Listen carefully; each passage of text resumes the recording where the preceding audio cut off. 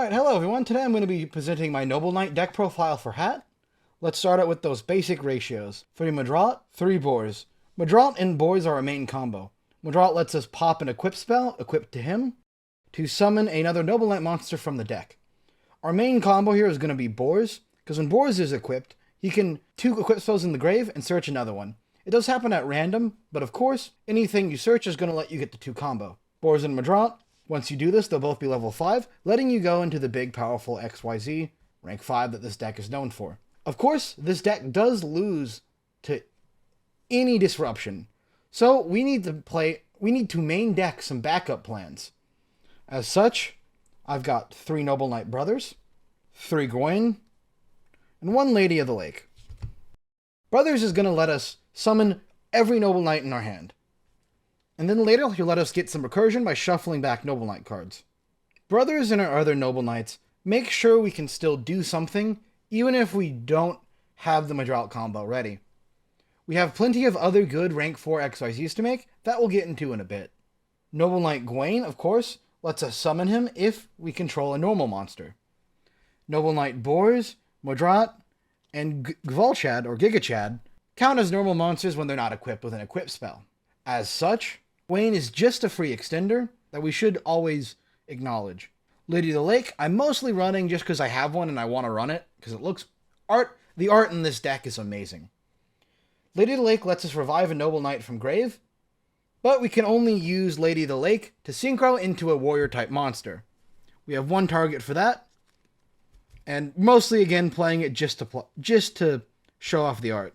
Drystrand and Gvalchad are alternate options with Madrat, or just in general if we have them in hand. Drystand lets us, when he's equipped with an equip card, pop 1 card our opponent controls. This is very useful for outing problematic boards, or problematic cards. Gvalchad is a recursion option that adds it to hand instead of just shuffling back into the deck like Brothers. Both of these are very good at 1, however if you had to cut for space, we would cut the Gigachad. Equip spells for Noble Knights are very, very straightforward. 3 Excalibur, 2 Destiny, 2 Caliburn, 1 Galachane, 1 Artifer, and then 1 Guinevere. Of course, the only one that doesn't have recursion, Excalibur, is ran at 3. It is the targeting protection one, which is the most important thing in this format.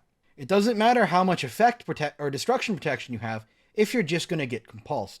Not only that, we want to reuse Excalibur's graveyard effect to let us XYZ summon into a different Noble Knight XYZ. Destiny is our main destruction protection one. As such, we're going to run 2. Caliburn lets us just gain some attack and some life points. If you use it with Madrat to do his combo, you will in fact get to use this 3 times a turn. It's really funny. Guinevere is one of the best ones, as you can keep reusing it from graveyard. So you really want to make sure this one's set up off boards so you can play into the late game. Galachane is our big high attack beat stick one. It's not the best in grind games, but it is still really solid overall. Artifer is a set card popper. You might think you'd want to run more in hat format, but it never works out the way you're thinking. Let's say you go Madrat equip Artifer, and you're going to use it to pop your opponent's back row. Typically, all they're just going to do is chain the back row. This loses hard to a compulsory evacuation device, torrential tribute, or really any disruption we have that this would pop. Our opponent's just going to be able to use it anyway. It is still worth running at 1 just in case, but use caution. Supporting our strategy, we have Kaiser Coliseum. Of course, we're going to want to go into our big XYZ monsters and just sit on Kaiser Coliseum. Very toxic, but very powerful, and Noble Knights need something that powerful. Now, for the generic support cards, 3 MST, 3 Soul Charge, and 3 Upstart. Obviously, we need to pop back row in this format. Soul Charge, so if we do get our Madrat destroyed by, let's say, like a Solemn Warning, we can get it back and try again. Upstart Goblin is going to, of course, make our deck a little bit more consistent, because we need to see Madrat. This deck, with versus without Madrat, is an absurd difference in power level. If you could see Madrat every game in hat format, this would be a rogue deck, probably better than Bujin's. The problem is you can't, and this deck's other plays are definitely suboptimal. And now for some one-ofs, 1 Dark Hole, 1 Reinforcement of the Army, and 1 Bottomless. You can honestly switch Bottomless out to be any trap card you want this format. Torrential, Compulse. If you really wanted to be smart, you'd cut Giga Chad and Lady of the Lake for more. But since I'm running a more monster-heavy build, I don't have as much room to really mess around with generic traps as other people. Now for the extra deck. 2 of the rank 5, and 3 of the rank 4. These are of course going to be our main options. When you make them, you re-equip all the equip spells back to your big Noble Knight monsters, getting a pseudo towers type effect. You're going to be exchanging these out using Excalibur, and tagging into the optimal one you need depending on the situation. However, you typically will not need more than 2 of the rank 5, as he's the harder one to make. And if we do need to recur into him, remember, this build is running 3 Noble Knights Brothers, so we can always just pop them back into the extra deck for those grind games.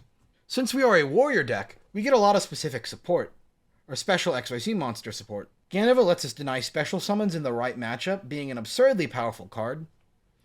2,100 attack isn't bad on that type of body either. Excalibur, who surprisingly isn't a Noble Knights card, lets us hit an absurd 4,000k attack. This is extremely relevant into outing so many boards and OTKing. Plus, it comes in a really cheap ultimate rare. For generic support, we got Evil Swarm Exoton Knight, obviously for outing difficult fields. Honor Arc for outing difficult boards. Abyssrella for the Light Sworn and Warmail matchup.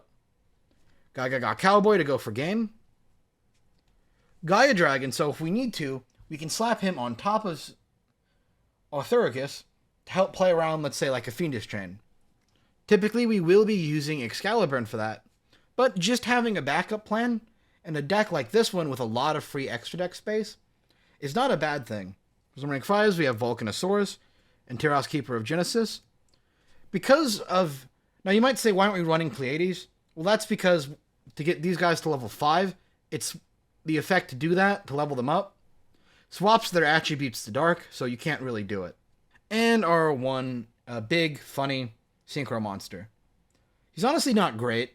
All he does is equip one from deck, and then do some funny battle phase stuff. It's not really that great, but I cannot say no to running this art. And as I play Hat format as a more casual format with friends, I think that's just perfectly fine. Well, that's all for today. I really hope you like this deck profile. I might be doing some more with Hat format as time goes on. If you want to see more, make sure to leave a like, a comment, subscribe, really just any interaction. This channel is struggling. Thanks for watching, and I'll see you guys next time.